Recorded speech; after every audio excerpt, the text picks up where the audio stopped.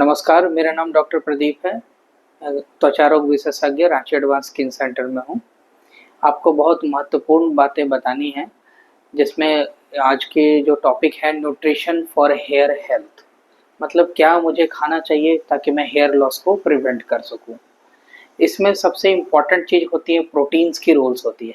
जैसे हेयर की जो साफ्ट होती है ये केराटिन की बनी रहती है, इसीलिए हम लोग को अमीनो एसिड की कंजप्शंस करनी चाहिए, जिसमें कि मोस्ट इम्पॉर्टेंट होते हैं cysteine and methionine. Second number iron. किसी को आयरन की सबसे ज़्यादा डिफिशियंसी यंग फीमेल्स में होती है, और जो वेगन जो सिर्फ डायरी प्रोडक्ट्स नहीं खाते उनमें ज़्यादा होने की ज़्यादा चांसेस रहती है। तो आयरन सप्लीमेंट से हेयर लॉस से प्रिवेंट कर सकते हैं। Third number carbs. बहुत लोग वेट लूज करने के लिए कार्ब्स का कंटेंट कम लेते हैं, उसके चलते प्रॉब्लम्स क्या होती है कि न्यूट्रिशनल एनर्जी की डेफिशिएंसी, सप्लाई जो होती है एनर्जी की सप्लाई हेयर फॉलिकल्स पे कम हो जाती है और हेयर का ग्रोथ अरेस्ट हो जाता है। तो आप अच्छे से कार्ब्स लें।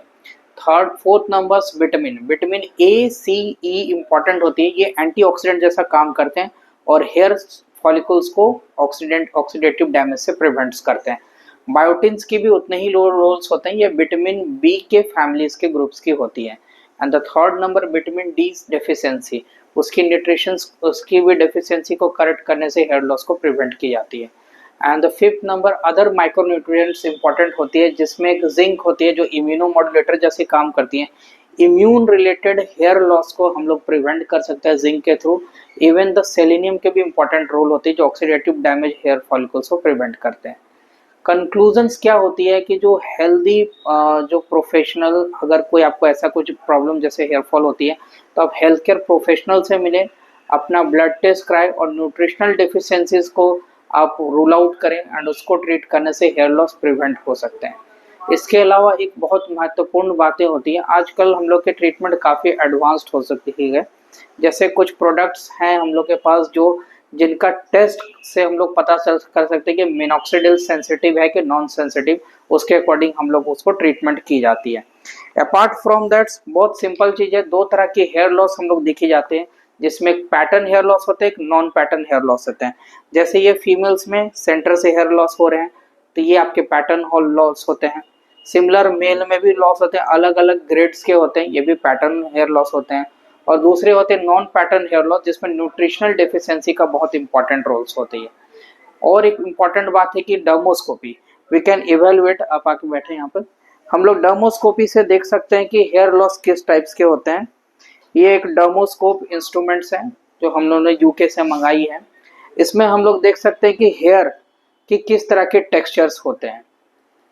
जैसे मैंने एक जस्ट एक डेमो के लिए इसको मैं ओपन कर रहा हूँ, एंड ऑल्दो आप देख सकते हैं यहाँ इनके हेयर्स पे हम लोग डर्मोस्कोपी कर रहे हैं।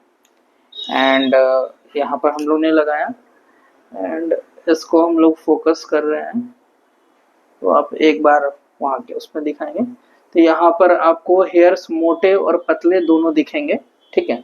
और हम लोग दूसरे जगह में भी हेयर में दूसरा स्पेस में देख रहे हैं, तो यहाँ पर देखेंगे बहुत सारे आपको डैंड्रफ मिल रहे हैं। तो इससे हम लोग को, इस इंस्ट्रूमेंट से हम लोग को पता चलती है कि हेयर लॉस की क्या पैटर्न है और क्या क्या इसमें डिजीजेस होती हैं, जो हम लोग को काफ़ी हेल्प की जाती है ट्रीटमेंट को करने में। और आप अच्छे से रहें, खाए पिए बढ़िया से, अपने हेयर के अच्छे से हिफाजत करें। Thank you so much.